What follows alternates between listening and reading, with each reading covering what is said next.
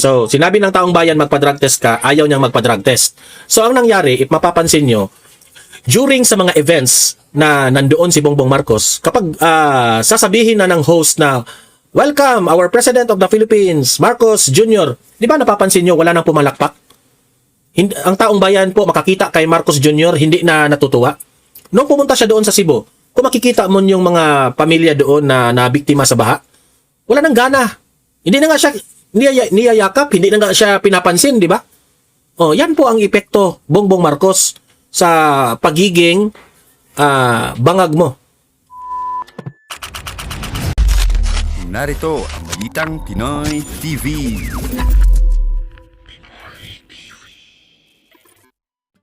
Okay, eto na nga, itong si Vice President Inday Sara Duterte sumagot na sa mga issues ng ating administrasyon, no? Mga kapalpakan ng administrasyon, sumagot na si VP Sara. At ang sabi po ni Vice President Inday Sara Duterte, marami raw impeachable offense itong Presidenteng Marcos. Ayan, mamaya ipapakita ko yan.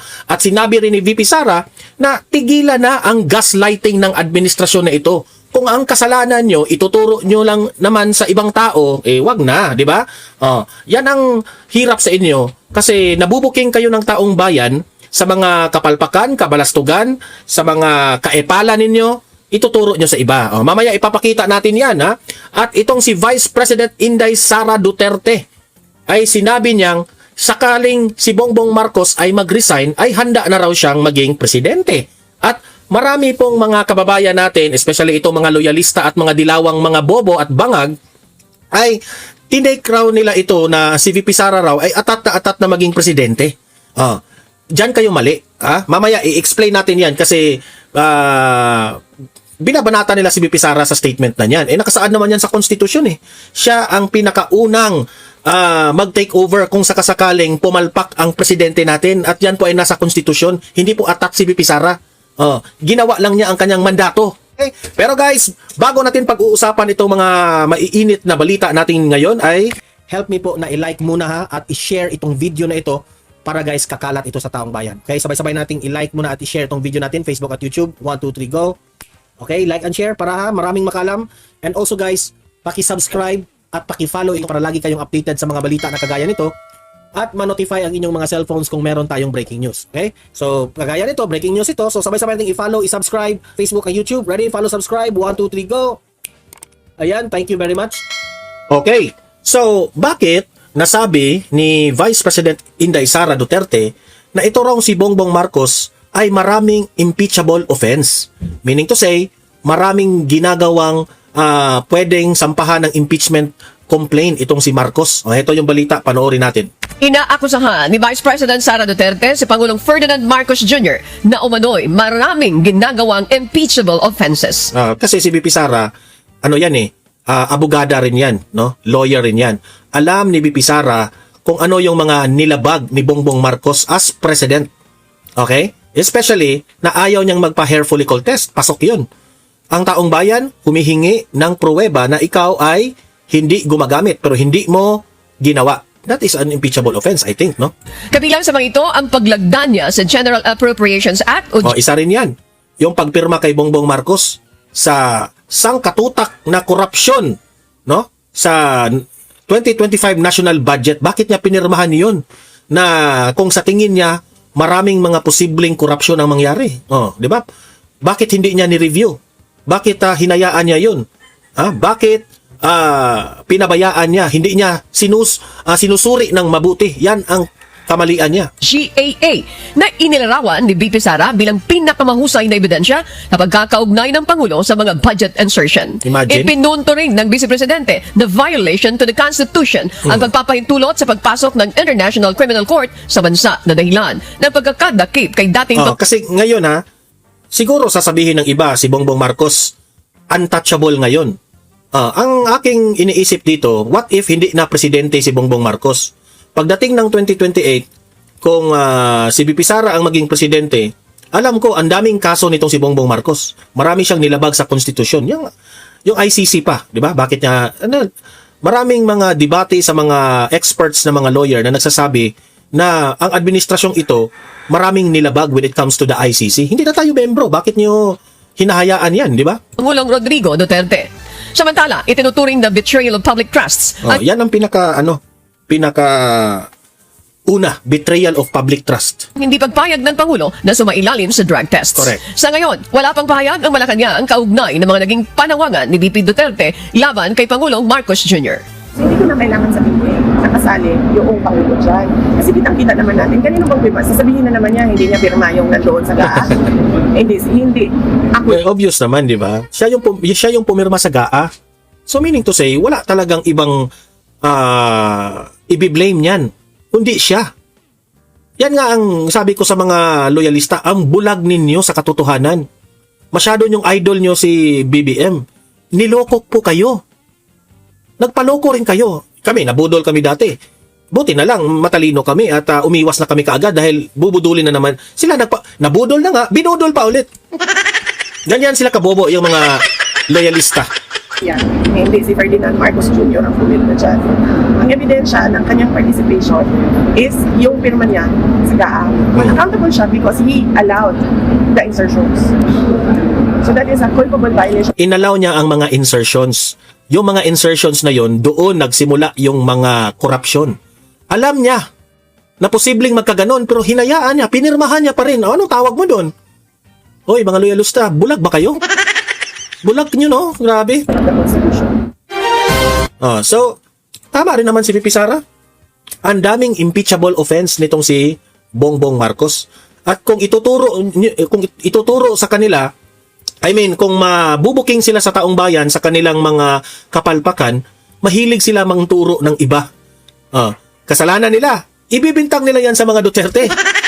Mahilig ang administrasyon ng ganyan. Gaslighting nga. Ito, panoorin niyo itong balita na ito. Tigilan na ang gaslighting. Ito ang sinabi ni Vice President Sara Duterte kasunod ng mga naging pahayag ni Pangulong Ferdinand Marcos Jr. laban sa kanyang kapatid na si Senator Amy Marcos na nag-aksa sa kanya na siya'y lulong sa droga. Ayon kay VP Duterte, dapat tigilan na ni Pangulong Marcos Jr. ang gaslighting sa mga taong nagmamalasakit sa kanya dahil ang Ganyan yung mga taong may ginagawang masama. Manggagaslight. ganitong pag-uugali aniya ay fit sa profile ng isang drug addict. Sabihin ko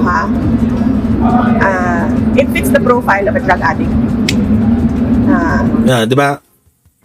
Kilala natin yung mga jadik, di ba? Tatawagin na lang natin jadik para hindi tayo ma-violation dito sa YouTube. Yung mga jadik na yan, kapag bibintangan, kapag nahuli sila ng kanilang ginagawa, kapag i-call mo ang kanilang attention na, pre, wag ka nang gumamit. Nakakasira ka ng buhay mo at buhay ng ibang tao. Especially na itong mga jadik na ito, kung may pamilya itong mga jadik na ito, ako po'y naaawa sa mga pamilya. Kasi ang unang, the number one, ang maaapektuhan yan ay pamilya. Kung meron kayong one of your member of your family is a jadik, kawawa na yung buong pamilya na yan. So, totoo lang. Marami na pong akong kakilalang na biktima sa ganyan. One of the member is jadik. Talagang, ang hirap talaga. Kaya, sabi ko sa inyo, no? Itong ginagawa ngayon ni Bongbong Marcos, parang, hindi ako nagsabi, si Senator Amy, na ang buong pamilya nila ay namumblema dito sa ginagawa niyang kanyang kapatid. Ano ginawa ni Bongbong Marcos? Anong sabi? Hindi ko nakilala si Amy. Si Amy pa ang biniblame nila. Si Amy yung namumblema sa mga ginagawa mong kabalastugan, si Senator Amy pa ang biniblame ngayon. Ganyan po. Ang sabi ni BP Sara, ganyan po ang ugali ng mga jadik. Na ginagaslight yung mga mahal nila sa buhay. Correct. Na kapag sinasabi nung mahal nila sa buhay, may problema ka, sasabihin nila na wala akong problema, ikaw yung problema. Samantala hinamon din ng pangalawang Pangulo si PBBM na magpa-drug test kung hihilingin ito ng publiko. Nakatali yun.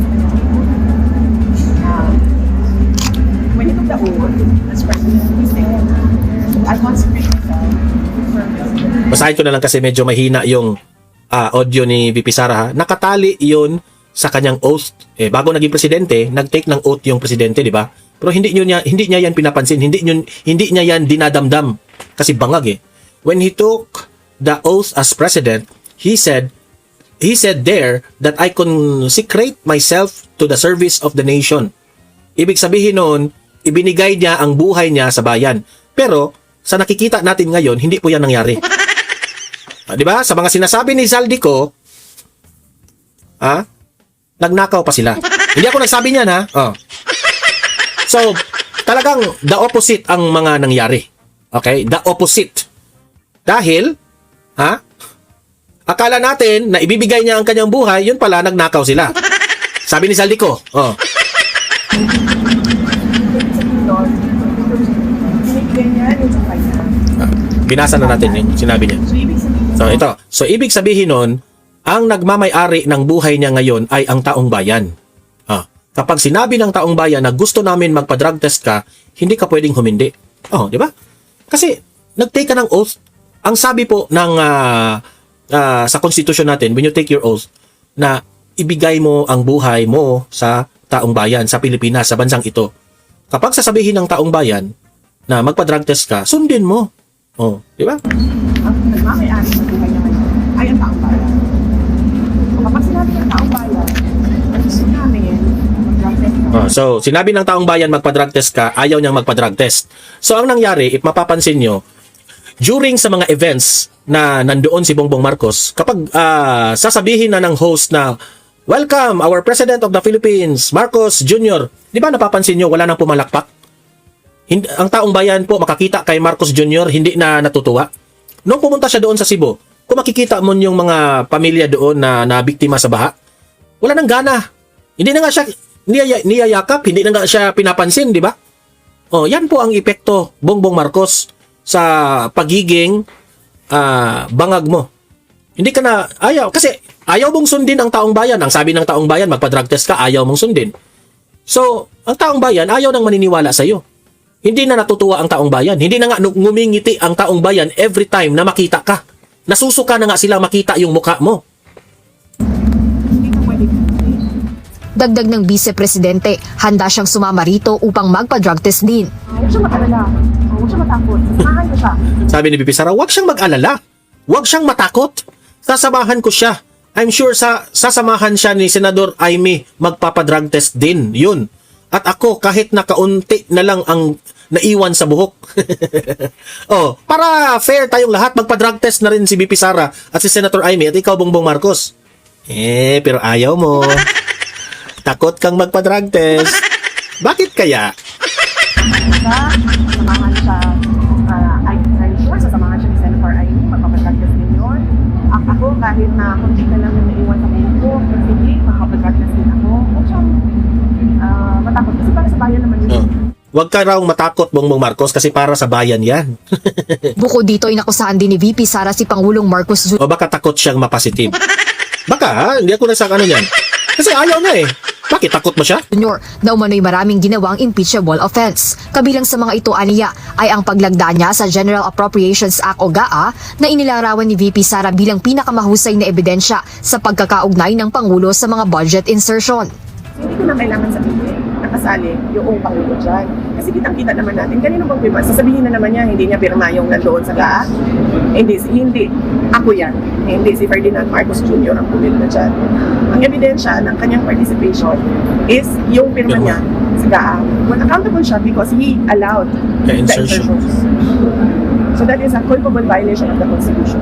Ipinunto rin ng Vice Kahit sa ang anggulo, Bongbong Marcos, that's an impeachable offense. Presidente na violation to the Constitution ang pagpapahintulot sa pagpasok ng International Criminal Court o ICC sa bansa na dahilan ng pagkakadakip ni dating Pangulong Rodrigo Duterte. Samantala itinuturing na betrayal of public trust naman ang hindi pagpayag ng Pangulo na sumailalim sa drug test. Sa ngayon, wala pang pahayag ang Malacanang. Diba? Betrayal of public trust yan. At ito pa, sabi ni BP Sara ha, na kung sakasakaling mag-step down si Bongbong Marcos, handa siya.